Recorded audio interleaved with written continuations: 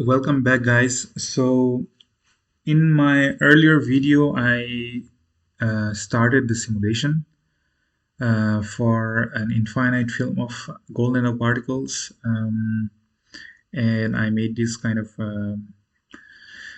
um, a unit cell, and then I also defined all the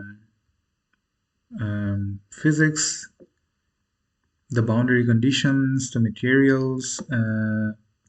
And also the meshing was very important because the video was already becoming too long, so that's why I stopped it there and I did not wait for the entire competition to finish. So this is the range of wavelength for which COMSOL solved uh, this this problem basically. Um, So now, as you can see here in parametric solutions, for each lambda, 300, 305, 310, so with an interval of 5 nanometer, um, COMSOL has solved for each lambda. So now the question is how to do the post-processing, how to calculate the optical spectra, basically the far field optical spectra first, and then also what about the near field optical spectra?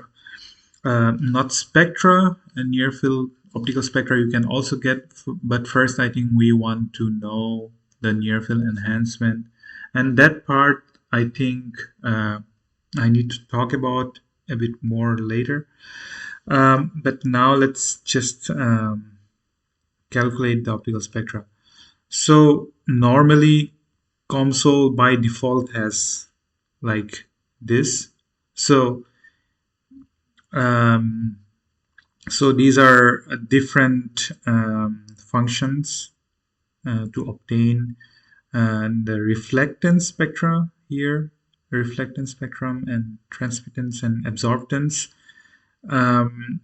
If you multiply this with 100, then it will become percentage, whatever you like. And here dataset solution 1 does not have all the solutions. So you want to do it for the entire spectra, right? From 300 to 800 nanometer. So that's why you have to select parametric solution.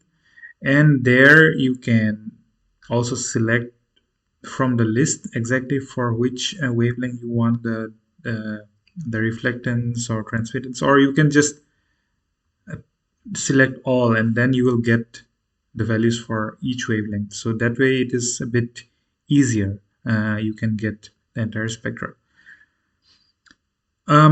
So you also don't need everything. Let's delete all this. Just look at the reflectance, transmittance, and absorptance.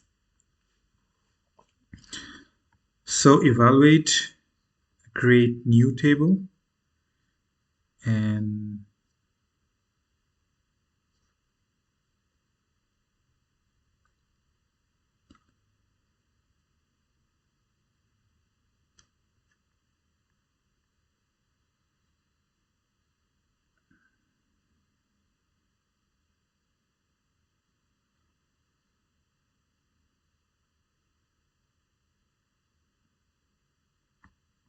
okay.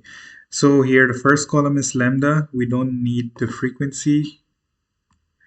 We want to um, present it as the reflectance, transmittance, and absorptance against lambda in the x-axis. So if we go here, table graph, so that will create a graph from the table. So here we are. So this is what it looks like. This blue one is reflectance, this red one is absorptance, and this one is transmittance. We can also delete, if we just want one of these, then just delete absorptance. Then we have only one. So that's how you calculate the spectra. Um, all or here it's by default. These functions are given. Sometimes if it's not given, what you can do, you can go to global evaluation, and then here you can just type EWFD dot T or R total, that is for reflectance, and you choose parametric solution for all the lambda, then you can get it.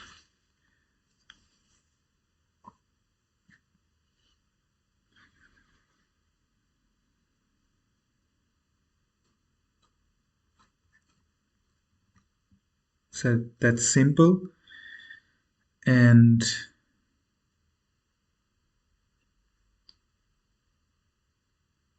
it's stuck a bit. All right. So that's about how to get the spectra. So now, what about the near field spectra?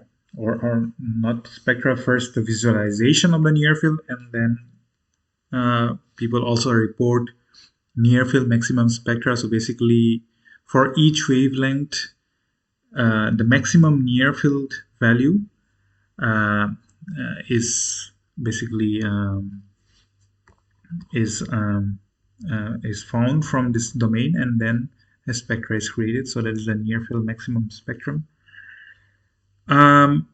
So one thing that I need to mention here is that if we want to find out what is the near field enhancement with respect to the incident field, then we have to make a new model and do something more.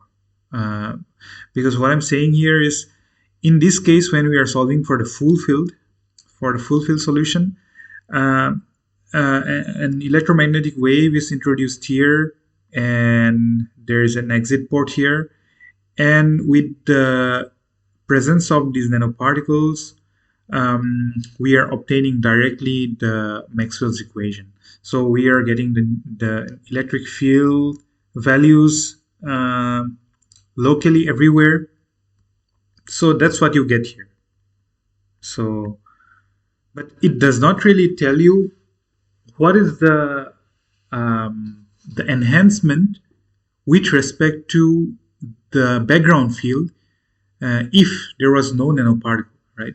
So to do that, what you have to do, you have to solve once without the nanoparticles, and there you will find the background electromagnetic field, and then you also solve once with the nanoparticle there, and then you just take a ratio of the near field of the case with nanoparticles, the ratio to the case without the nanoparticles. So that's how you do.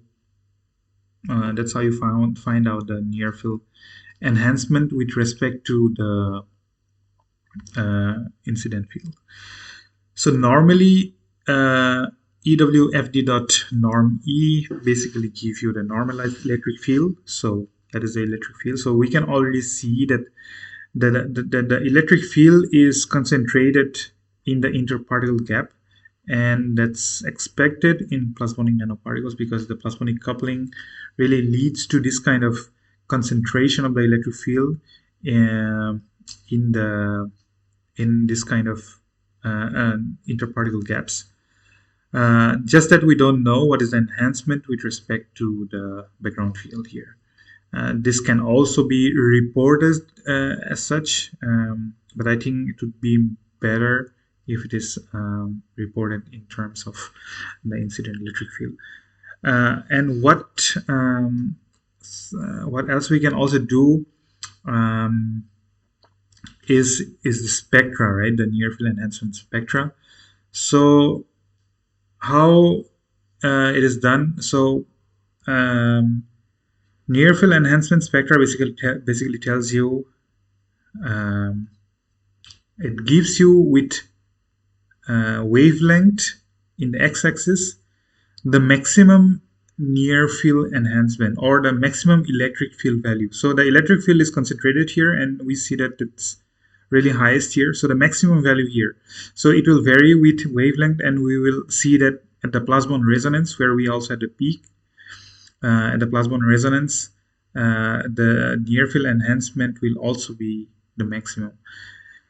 How to do it? We just need to use this maximum. So volume maximum we can use. So if we choose the volume maximum, then we choose the volume in which we want to find out the maximum. So let's select this one. So that's where the nanoparticles are embedded. And there we want to mention the maximum value of what we want to find out. So that is the electric field, norm E. Sorry, that's wrong here. We need NM. So that's the electric field. So for all the different wavelengths for parametric sweep, and we can evaluate. So it takes a bit of more time to evaluate than evaluating a spectrum, basically because it has to search for the maximum value.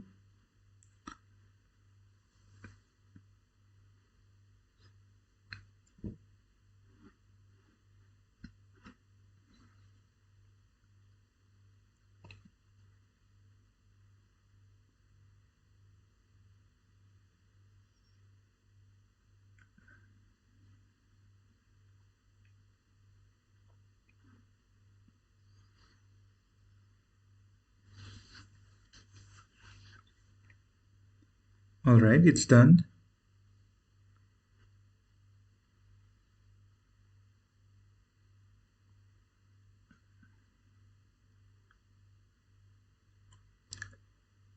Okay, the frequency will delete it, we don't need it, and then we want to see.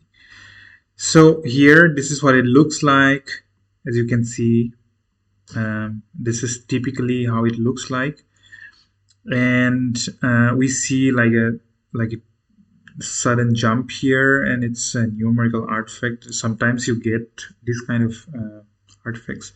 So then again, like I said in the previous video, to avoid this kind of artifacts, you have to play around a bit with the computational domain, the height, and all that stuff. Also with the mesh, the the the fineness, the size of the elements, and also and all that. So if you do that, I think you can find a way to eliminate this one. But normally, I mean, it's expected that this is like a point that you can actually skip in the entire spectra. So this is what it's like. But still, again, this is not near field enhancement with respect to the incident electric field. So that's about it. Thank you for watching. We'll get back with another video.